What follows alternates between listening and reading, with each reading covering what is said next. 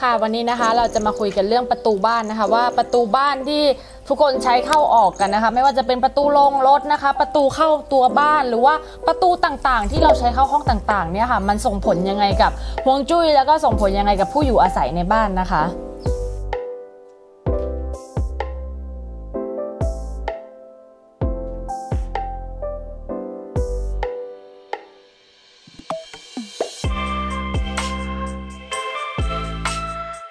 สวัสดีค่ะ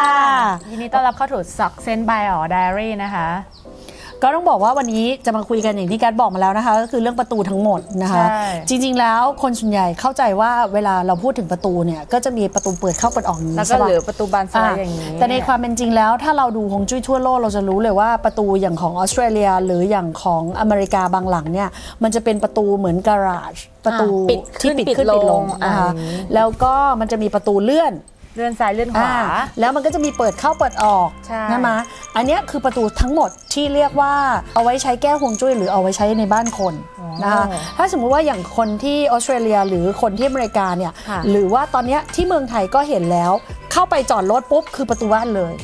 เขาไม่ได้มีประตูหน้าบ้านแบบนี้นะอันนี้คนประเภทนี้จะเป็นคนที่มีโลกส่วนตัวสูงมากก็คือสมมติว่าเปิดประตูหน้าบ้านเลยก็คือเป็นจอดรถแล้วก็เข้าบ้านเลยใช่ดังนั้นเนี่ยคนประเภทนี้เป็นคนที่มีโลกส่วนตัวสูงมากแล้วก็ต้องบอกเลยว่าเขาจะเป็นคนที่ภาพที่แสดงออกมากับภาพที่เขาเป็นเนี่ยจะไม่เหมือนกันเลย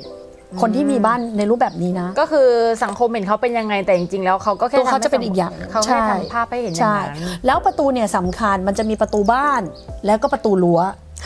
ตัวประตูรั้วเนี่ยบอกได้เลยว่าประตูรั้วเนี่ยเป็นประตูหนึ่งที่กล้าพูดว่าม้าให้ความสำคัญมากเพราะว่าสถาบันครอบครัวอยู่ที่ประตูรั้วก็คือแบบเกตมันคือเกตสุดท้ายก่อนจะออกไปเจอสังคมข้างนอกกับมันเป็นตัวแบ่งระหว่างสังคมข้างนอกกับสังคมข้างในทีนี้ยกตัวอย่างเช่นถ้าเรามีประตูรั้วนะปกติแล้วเนี่ยเราจะมีประตูรั้วแค่ประตูเดียวแล้วก็จะมีประตูเล็กสำหรับคนเข้าออกโอเคเนาะแต่ถ้าบ้านใดก็ตามที่มีประตูรั้วนะคะ2 อันก็คือมีประตูใหญ่แล้วก็มีประตูเล็กๆให้คนไม่เกี่ยวต้องประตูใหญ่อย่างเดียวประตูเล็กไม่นับเลยประตูเล็กถือว่าเป็นประตูคนเดินไม่นับนะคะเราจะจำได้ในถ้าเราไปกู้กงก็จะเห็นเลยว่าประตูเขามี3ทางถ้าใครอ่านนิยายจีนก็จะรู้ว่าเมียน้อยเนี่ยต้องเดินประตูข้างเล็กต้องเป็นประตูข้างนะห้ามเดินตรงกลางถูกปะทีนี้ถ้าประตูคนปัจจุบันเนี้ยค่ะถ้าเรามีประตูรั้วแล้วเรามีประตูรั้วกับประตูเล็กอันนี้คือปกติไม่เป็นไรแต่ถ้าเมื่อไรก็ตามที่เรามีประตูรั้ว2ประตูในระนาบเดียวกันนะแล้วขนาดที่เท่ากันแล้วมี2ประตูเตรียมตัวเลยว่าเรามีมากกว่า1บ้านเรามีคนช่วยทำหน้าที่นี้นะคะแล้วก็อีกกรณีหนึ่งที่อยากจะบอกเนี่ยก็คือต้องบอกว่าประตูเนี่ยถ้าเป็นประตูบ้านถ้าเรามีแล้วเราไม่เข้าเราไปเข้าด้านข้างก็คือต้องบอกแบบนี้ว่าคนที่เข้าประตูด้านหน้าค่ะถ้าร่ำรวยคือร่ำรวยให้เห็นก็คือเปิดเผยไม่ได้แต่ส่วนใหญ่ถ้าเข้าประตูข้างต้องบอกนี้ว่าโดยพื้นฐานแล้วถ้าเข้าประตูข้างจะไม่เปิดเผยข้อที่1ข้อที่2ฐานะก็จะไม่ได้ร่ำรวยขนาดนั้นก็คือกลางๆแล้วก็ไม่ใช่แล้วประตูบ้านเนี่ยเอาจริงๆถ้าประตูร้านค้านะคะต้องเปิดเข้าหมายถึงเปิดเข้าไปในร้านเปิดเข้าแต่ถ้าเป็นบ้านคนต้องเปิดออกก็คือดึงออกไปถนนต้องเปิดออกนะคะแต่ส่วนมากร้านค้าเขาจะเป็นแบบเนี่ยปิดเปิด no อย่าง7-Eleven ไงร้านค้าประเภทเนี้ยไม่ใช่อย่างนี้นะ7-Elevenนะไม่ใช่มาร์กกำลังจะบอกว่าเป็นร้านค้าที่แบบเขาเปิดประตูอย่างเงี้ยเปิดร้านอาหารนะแล้วถ้าเป็นประตูแบบที่มันเปิดที่มันสไลด์อัตโนมัติที่มันประตูสไลด์ไม่ต้องอัตโนมัติก็ได้เหมือนบ้านเราก็เป็นประตูสไลด์ลักษณะประตูสไลด์อย่างเงี้ยไม่ถือเป็นประตูจะถือว่าเป็นแค่กั้นห้องแต่ถ้าเป็นประตูลักษณะอย่างข้างหลังเราอย่างเงี้ยก็จะเห็นว่าข้างนอกก็เป็นที่ดินของเราเราสามารถใช้รั้วกับประตูเนี้ยในการกั้นอาณาเขตเพื่อแบ่งเขตที่ดินให้อยู่ในพื้นที่ที่ดีกับเราได้อย่างเช่นถ้าเรามีที่ดินเป็น3เหลี่ยมเราสามารถใช้รั้วและประตูแบบนี้ในการกั้นอาณาเขตเพื่อให้เป็น4เหลี่ยมได้ จริงๆเดี๋ยว EP พื้นที่เนี่ยก็จะออกก่อน EP นี้แน่ๆทุกคนก็จะเข้าใจที่เราพูดก็จะจำได้ว่าที่เราบอกว่าบ้านเราอ่ะเป็นรูปธงที่เป็นยาวๆขึ้นมาแล้วมีอย่างนี้เราก็จะกั้นตรงนี้เพื่อให้มันเป็นสี่เหลี่ยมตรงนี้ได้ใช่นะคะก็คือสามารถเรียนรู้ได้แล้วก็อย่างที่พี่อ๋อบอกอะค่ะประตูเป็นสิ่งสำคัญที่สุดเพราะว่ามันเป็นตัวบ่งบอกว่าเรามีภาพลักษณ์อย่างไรในสังคมแล้วตัวตนที่แท้จริงของเราเป็นเช่นไรประตูเนี่ยจะเป็นตัวบอกทั้งหมดแล้วไอ้ที่เขาบอกว่าประตูตรงกัน3บานไม่ดีบอกได้เลยว่าไม่จริงเพราะว่าถ้าให้พูดจริงๆกู้กงก็ตรงกันทั้ง3เป็นพันบานนะคือยันข้างหลังนะคะจริงๆมันคือทางลมการที่มีประตูตรงกันมันจะทำให้ลมแรงเท่านั้นเองทีนี้ถ้าเกิดว่าเราใช้ไม่เป็นแล้วเราไม่มีอะไรมาแบ่งกั้นลมเนี่ยมันก็จะทำให้คนในบ้านป่วยได้แล้วพอป่วยมันก็เลยเสียเงินคนเขาก็เลยพูดว่าประตูตรงกันหลายบานไม่ดีจริงๆถ้ามันมีวิธีจัดการมันก็จะโอเคมันก็จะแก้ได้จริงๆคนในสมัยก่อนเนี่ยเขาต้องเก่งที่ทางลมเพราะว่าเขาไม่มีพัดลมไม่มีแอร์ใช่เขาไม่มีไฟฟ้าใช่เวลาเราเดินเข้าไปอะค่ะมันจะต้องมีอะไรมากั้นเราจะสังเกตว่าของคนจีนพอเดินเข้าไปมันก็จะมีฉากนะคะเพื่อให้ลมมันเซอร์คูลเลตอยู่ข้างในหรือว่าหมุนเวียนอยู่ข้างในอันนี้คือวิธีแก้ที่ถูกต้องเพื่อให้ลมมันเราสร้างทิศทางลมแต่ปัจจุบันนี้คนก็บอกว่าแต่ฉันเปิดแอร์เปิดแอร์ใครก็ต้องมีลมค่ะถ้าบ้านใดไม่มีลมบ้านนั้นก็ไม่มีวันรวยค่ะทีนี้วิธีเวลาเราเปิดประตูเข้าไปนะคะหลักในการแก้ฮวงจุ้ยมีเยอะมากเลยใช้กระจกแก้ก็ได้คือเปิดเข้าไปปุ๊บแล้วเจอกระจกเลยยกตัวอย่างเช่นอย่างสมมติถ้าเราไปอเมริกาแล้วเราไปร้านค้าเราจะเห็นเลยว่าเวลาเดินเข้าไปอะค่ะเขาจะหากระจกหรืออะไรมากั้นแล้วก็เดินแยกเป็น2ทางลักษณะแบบนี้คือการแก้ฮวงจุ้ยอันนึงนะคะกับอีกอันนึงเราจะเคยเห็นคนฐานะดีหรือคนบางคนเนี่ยทำในคอนโดด้วยซ้ำคือเดินเข้าไปปุ๊บเขาก็จะมีฉากกั้นและตรงหน้าฉากเขาก็จะวางโต๊ะตัวหนึ่งแล้วก็จะวางฮกลกซิ่วหรือวางอะไรที่คิดว่าดีนะคะแล้วก็เดินแยก2ทางลักษณะอย่างนี้ค่ะมันคือสิ่งที่เราสามารถเอามาแก้ฮวงจุ้ยได้เพียงแต่ว่าสิ่งที่ตั้งรับอยู่ตรงนั้นน่ะต้องเป็นสิ่งที่ตั้งรับที่ต้องเข้มแข็งต้องเป็นสัญลักษณ์ที่เข้มแข็งพอที่จะปกป้องเราจากสิ่งที่อยู่ข้างนอกใช่ก็เหมือนกับเข้ามาแล้วแทนที่แบบสมมติคุณเปิดประตูปุ๊บคนปกติก็จะเดินเข้าบ้านไปตรงๆเลยนะคะอันนี้ก็คือเราเปิดประตูเข้ามาปุ๊บแล้วก็จะเจอไม่ว่าจะเป็นโต๊ะเป็น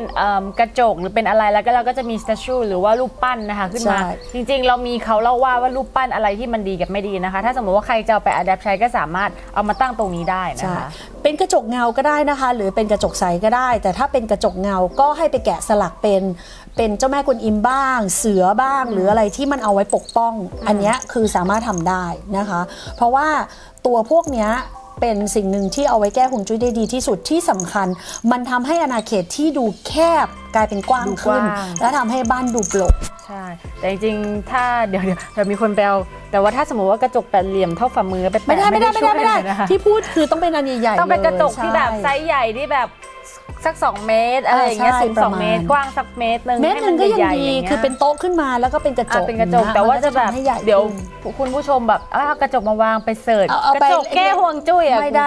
นะไม่มีประโยชน์เลยแล้วกระจกแปดเหลี่ยมใช้ไม่ได้ผลค่ะพี่พูดเลยไม่สามารถนะคะขาดก่อนจบนะคะมีทิปเล็กๆน้อยๆให้กับทุกคนนะคะก็คือโต๊ะตะกี้ที่เราพูดถึงนะคะว่าเราจะให้ทุกคนเอาของมาวางอย่างนี้นะคะเปิดประตูเข้าไปเจอโต๊ะเลยใช่สมมติว่าใครเอาไปฟังนะคะแล้วก็อยากจะลองไปใช้แต่ว่าคิดไม่ออกว่าจะวางอะไรนะคะกันก็มีทริคมาให้นะคะก็คื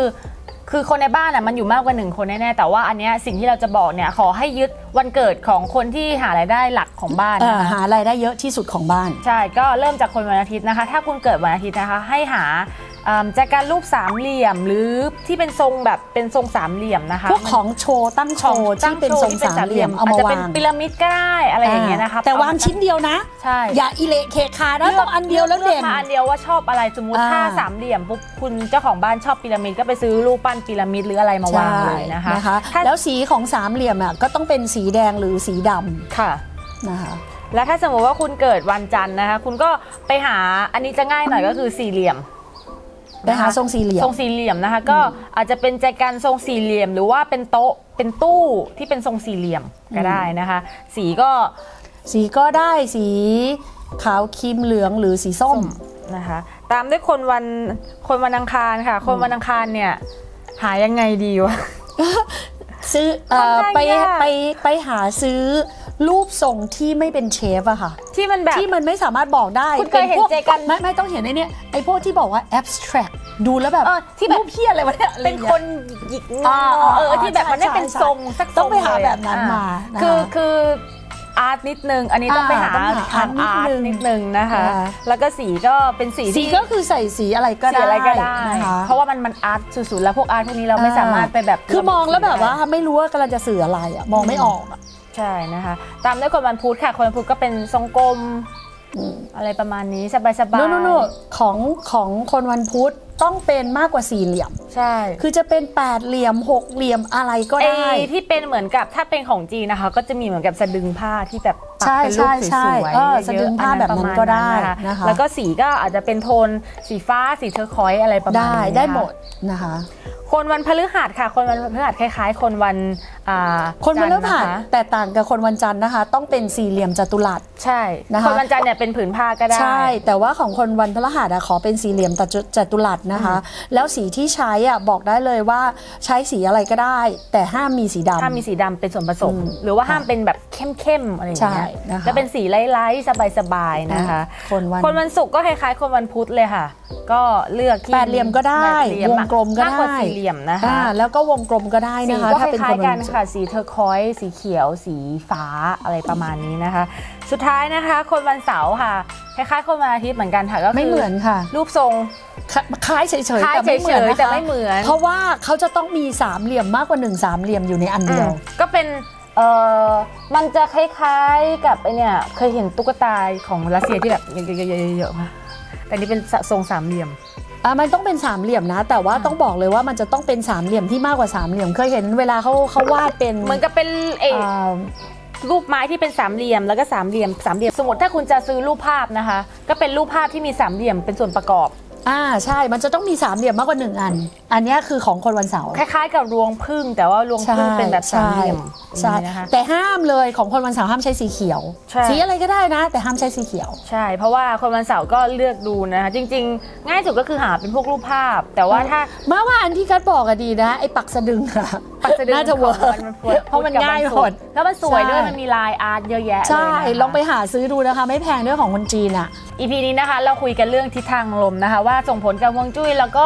สุขภาพประตูตรงกันทางลมเป็นยังไงนะคะเดี๋ยว EP หน้านะคะเราจะมาคุยกันเรื่องทิศทางของน้ำนะคะว่าน้ำที่ไหลออกจากบ้านเราเนี่ยส่งผลกับเรายังไงก็ฝากติดตามด้วยนะคะถ้าชอบหรือว่าเอาไปปรับใช้หรือว่าซื้อตามที่เราบอกก็สามารถส่งภาพมาแชร์ให้พวกเราดูได้ใช่แล้วเราก็อยากเห็นว่าแต่ละคนไปหาซื้ออะไรมาได้แล้วก็ฝากกดไลค์กดแชร์ด้วยนะคะถ้าชอบข้อมูลที่เราให้ค่ะ